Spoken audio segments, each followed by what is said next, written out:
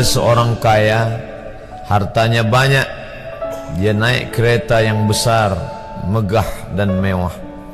Dalam perjalanan dia tengok ke sebelah kanan ada tanaman padi sawah yang menghijau. Di tengah sawah, suami sudah menunggu makanan siang tiba. Apa kata orang kaya dalam kereta? Oh, bahagianya petani. Di tengah perutnya lapar, istri dan anaknya datang. Makanan tiba pada waktunya. Air minum dapat menghilang dahaga. Lapar hilang, rindu pun sirna, karena istri dan anak ada di sekitar dia. Bahagianya menjadi petani, kata orang kaya dalam kereta. Masa orang kaya berpikir bahwa dia tidak bahagia? Si petani yang bersama anak di pondok tua itu pula memandang orang kaya di atas kereta. Apa kata dia? Betapa bahagianya orang kaya naik kereta, sedangkan aku hanya duduk di pondok yang tua. Maka pada hakikatnya manusia ini dua-duanya tak bahagia. Lalu sebenarnya bahagia itu di mana? Ada seorang anak yang sedang belajar di college university. Maka dia berkata, alangkah bahagianya kalau saya dapat BA. Selepas dia dapat ijazah BA, lalu dia berkata, aku tak bahagia. Alangkah indahnya bila dapat master. Manakala dia dapat master, dia berkata, oh, betapa bahagianya kalau dapat PhD. Selepas PhD dia berkata, susahnya PhD, belum juga dapat kerja. Selepas dapat kerja dia berkata, alangkah bahagianya kalau menikah.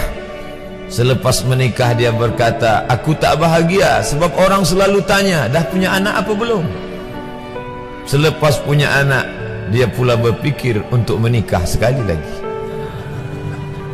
Jadi sebenarnya bahagia itu punya siapa?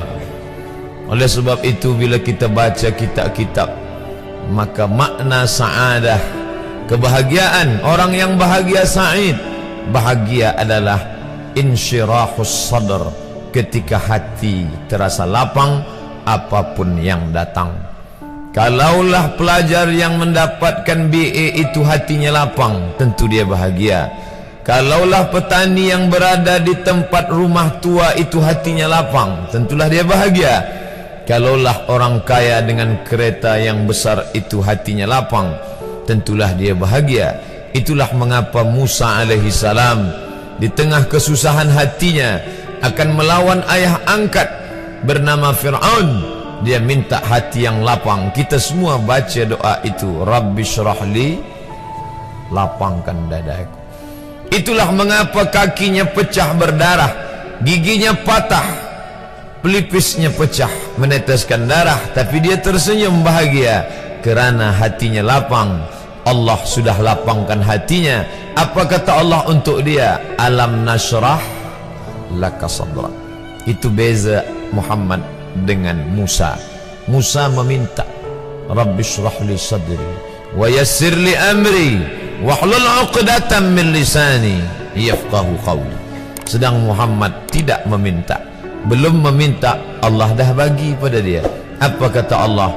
Alam nashrah laka sadrak wa wada'na anka wizrak alladhi anqadha dhahrak wa rafa'na laka dhikrak. Bila kau dalam keadaan susah, dua kali Allah ulang, fa inna ma'al usri yusra, inna ma'al usri yusra. Hati lapang itulah yang membuat Haji Abdul Malik Karim Amrullah Buya Hamka tersenyum di dalam penjara. Penanya berjalan perlahan tapi pasti, maka keluarlah tafsir Al-Azhar. Hati yang lapang itu juga membuat Said Qutb tersenyum menghadapi tiang gantungan. Walaupun dipenjara oleh Gamal Abdul Nasir, tapi sebelum kematiannya sempat pula menulis tafsir Fi Zilalil Quran, di bawah naungan bayang-bayang Al-Quran. Apa kata Said Qutb dalam muqaddimahnya? Al-hayatu fi zilalil Quran ni'mah. Hidup di bawah naungan bayang-bayang Al-Quran itu nikmat. La ya'rifuha illa man zaqaha. Tidak ada yang boleh mengetahuinya kecuali orang yang pernah merasakannya. Maka bahagia adalah ketika hati terasa lapang.